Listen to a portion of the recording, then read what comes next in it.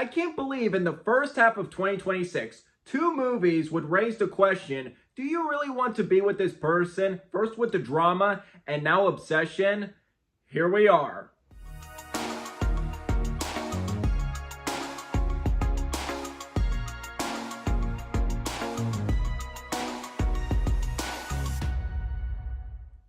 Hey movie buffs, I'm Jack Benner and welcome to my review of Obsession. Obsession is a new psychological horror romance movie from Blumhouse directed by Curry Barker. Our main character is Bear, who has a crush on his co-worker Nikki. He lacks the courage to ask her out, then one day, while looking for a gift, he comes across a one-wish willow. One night, he wishes for Nikki to love him more than anyone else in the world. When the wish works and Nikki instantly falls in love with Bear, things take a turn for the worst when she loves him to the point of obsession. Are you a new viewer coming across this channel for the first time? If so, welcome to my channel. I am Jack Benner. I do movie reviews on here, both old and new. And from time to time, I do some lists on here, either a top 5 or ranking video. So if you're looking for either in-depth movie reviews or exciting lists, definitely considering that like and subscribe button for more exciting movie content down the road. I've been noticing a rising trend in the past few years where YouTubers become filmmakers, especially in the horror genre. I mean, sure, we did have other YouTubers turn filmmakers like Bo Burnham, David F. Sandberg of Shazam, Dan Trachtenberg of 10 Cloverfield Lane, and I believe Radio Silence did have a background in YouTube before Ready or Not and Scream 5.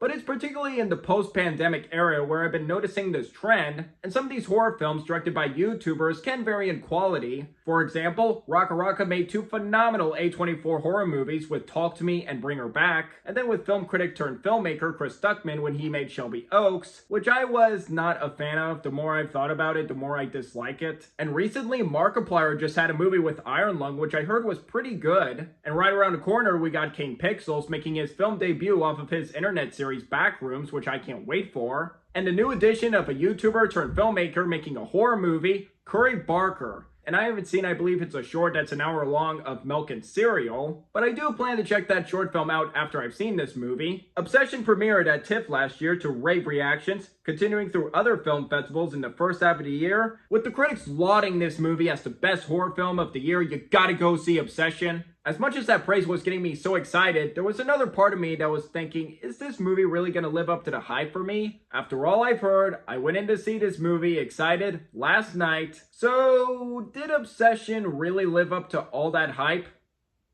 It absolutely does. Obsession is an intense, terrifying, and inventive horror movie that brilliantly executes its concept to full effect.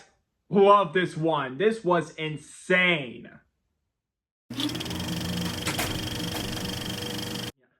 To start with the pros, what I gotta say, Curry Barker did an awesome job directing this movie. And for someone around my age, Curry Barker knocked it out of the park for his first big horror debut. And this film cost below $1 million. It looks amazing and honestly looks like it cost more than that.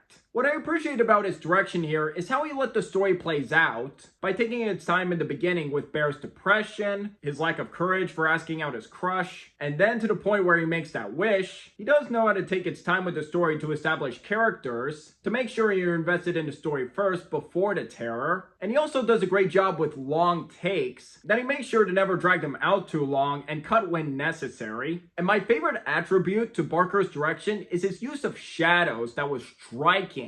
There are scenes where Nikki is obscured in dark lighting and shadows that just enhances more as a terrifying presence. And there are even shots where Bear is in the middle, and in the left side of the shot, you'll see Nikki, and she's like obscured in the background. It's just her creepy smile. And her standing in the back and the left side of those shots just adds to her presence too. And another aspect I love about his direction was how he uses sound. And luckily, it's not more jump scares. As much as jump scares can be hit and miss with horror for me, there are times where it can be used effectively, like the Quiet Place movies, but then other times when they become cheap and just loud noises, that's where it annoys me. But luckily, this movie never falls into that category. It does have jump scares here and there, but they're used effectively. And just one that got me, all I could say, it takes place in a car, and I was watching that scene, I was like, okay, what's gonna, oh, yeah.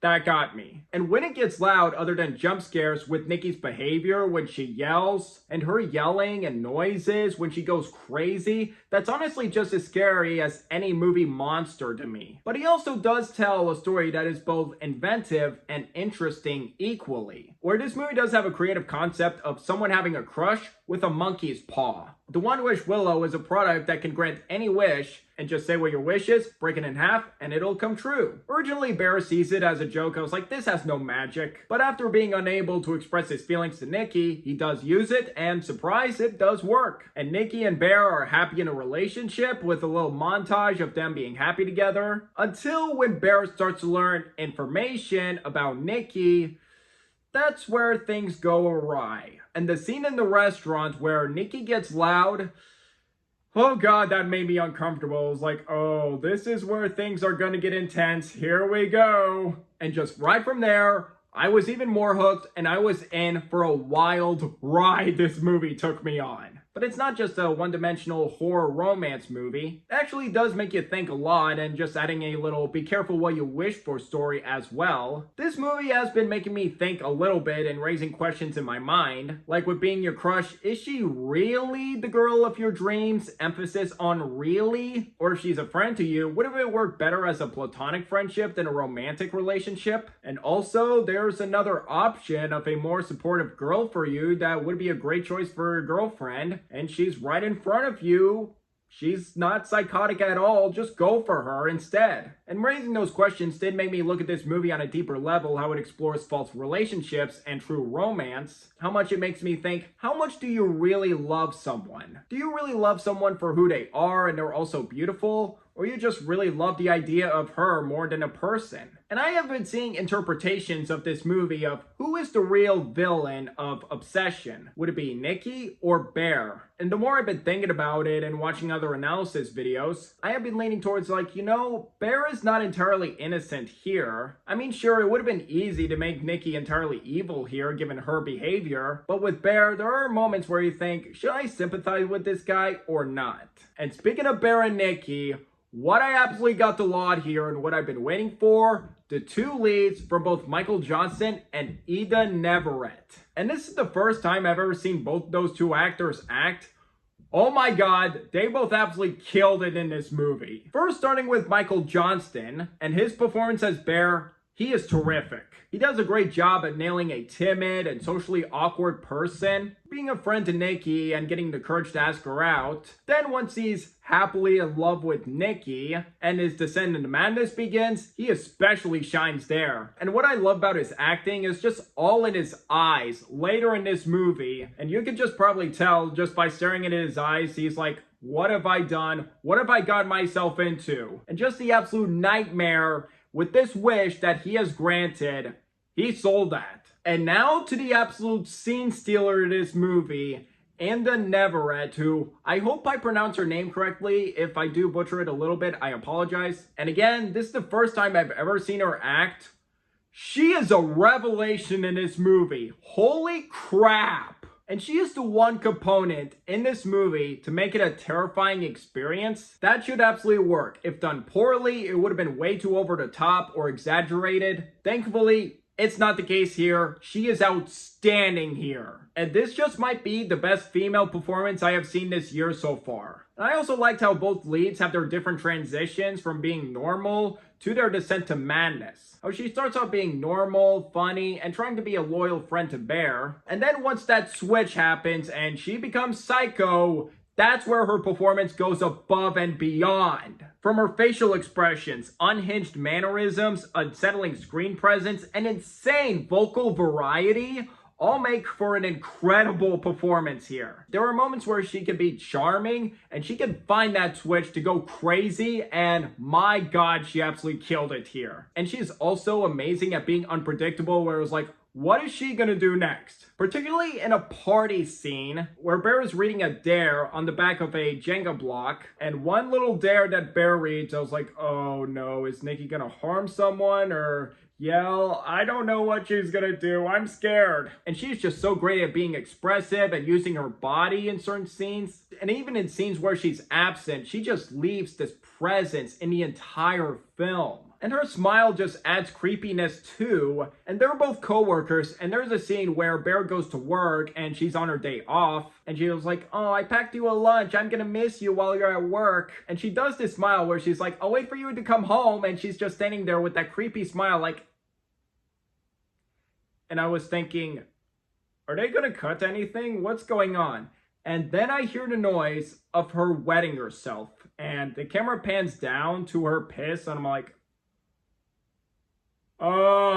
this is a performance where she absolutely gave 150% to it. And I have been hearing some talk of possible awards buzz for her performance. And if you can nominate this movie for anything, I would love it to be her in Best Supporting Actress, if that's possible. And if this movie is not overlooked by award season, that would make me jump with joy if she gets recognition. And I can't wait to see what movies both of these two actors do next. They have bright futures. The first half is set up pretty well, and the second act and the third act, when the horror and terror begins, so many moments that were unpredictable, made my jaw drop, was on the edge of my seat, and that finale was just riveting, unpredictable, just wow.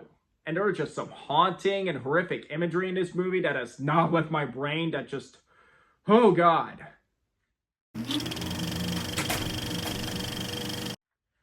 As for any issues or nitpicks I have with this movie, I suppose my only minor criticism, I'd say, is maybe the beginning does have minor pacing issues where it does take a little bit of a while to get going, but that's about it, really.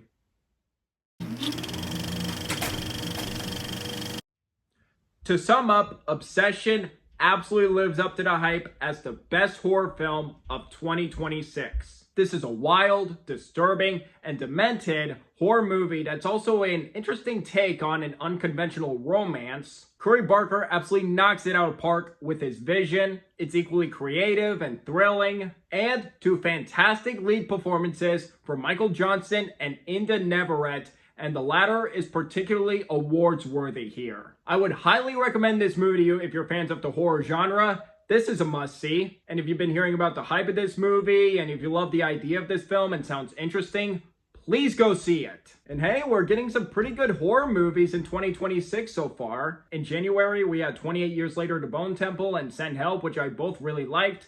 Although in February, we had Scream 7, which I thought was, but this one, easily the best so far. And 2024 and 2025 were banner years for horror. 2024, we had Longlegs, which I love. The Substance and Nosferatu are my top 3 favorite films of 2024. And in 2025, Sinners, Weapons, Frankenstein, all in my top 5 and all won Oscars, which is awesome. And beyond Obsession, we're getting Backrooms next week, which I'm really excited for. And on Christmas, Robert Eggers' werewolf movie, which is very high in my most anticipated of the year list. So yeah, this is giving me so much outlook for another banner year of horror this year. And now to grade it, I'm going to give Obsession 4.5 stars out of 5. And A, I am thrilled about its success. From a 95% critical score on Rotten Tomatoes, and on its opening weekend, it grossed $17 million domestically under a budget of $1 million, and already grossed over $20 million worldwide at the time of recording this. So it really excites me to see the word of mouth helping this movie to become an indie horror hit.